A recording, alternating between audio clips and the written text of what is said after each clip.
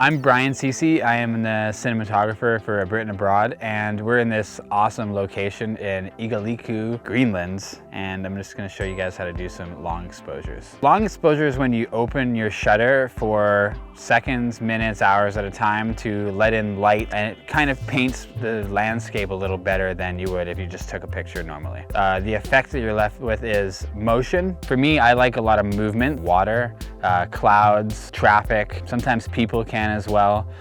So something that's moving constantly is going to have the best effect for it. We're going to shoot in this location because it's just unique. There's 3 icebergs kind of lined up along the horizon, the clouds and the mountains in the background, and the clouds are quite dramatic. You're gonna need a tripod, a head to hold the camera. You can even do it on like a rock. It just needs to be a space that's not moving and will stay there for 2 or 3 minutes at a time. You also need a shutter release. You need tape or something to cover your eyepiece at the back. Some of the new digital cameras have a little rubber piece on the back of them. That's actually what it's for, is to cover the back piece during long exposures. And then you need neutral density filters. I have a Canon 5D Mark III, and for this particular shot, I'm using a 50mm 1.2. So the first thing I'll do is, before anything, is line up your shot. You want to get your horizon straight. You won't be able to check it again later once you cover your lens with the filters because they're too dark. Make sure that you're set in manual focus on infinite. What this looks like in a Canon is the little L at the top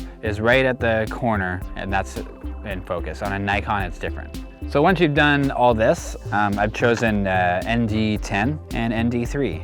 So you can see the difference here. This one is ND10. It's quite black, so it's actually 3 full stops of neutral density. What we're gonna do is stack these together. Hot tip, don't buy the variable neutral density filters because they have a star shape when you do your long exposure in them. They're meant for video. Okay, so I stacked them together. I'm gonna throw them on the camera. Don't drop them off cliff. Get out your shutter release. This is just a Canon one. You can buy all kinds of them. Some of them are really cheap and they work fine. All it needs to do is open your shutter on bulb setting. Bulb is basically, it just allows you to open your shutter for as long as you press the button. So in this case, that just opened my shutter and that closed it. You're ready to take your picture. You might want to put a piece of tape, electrical tape, or any other tape really that isn't going to let in light. Put that right in the back there. You won't be able to see obviously, but it won't let any light going in, even if the sun is going right into the back of your camera. And it will ruin your photo if you don't do that. It'll tell you on your bulb setting like how long your shutter is being open for. It'll count up from 1. I only need about 90 seconds to take this shot. You're gonna get a nice misty effect. I have it at f11 right now because you want a lot of focus, and I find that most lenses are sharpest at f11 or so. It's really just all about trial and error, just trying different things, and sometimes you just get a dark shot. Just before this I took a dark shot, and now I know to open it up a little longer. We're running at 100 seconds right now. I'm gonna give it like 5 more seconds, and then by the time I'm done talking, it'll be ready to go.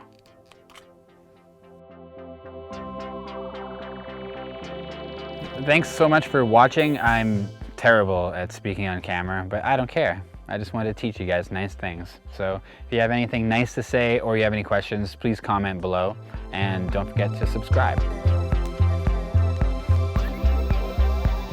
don't know what that was. Well, this is awkward, isn't it?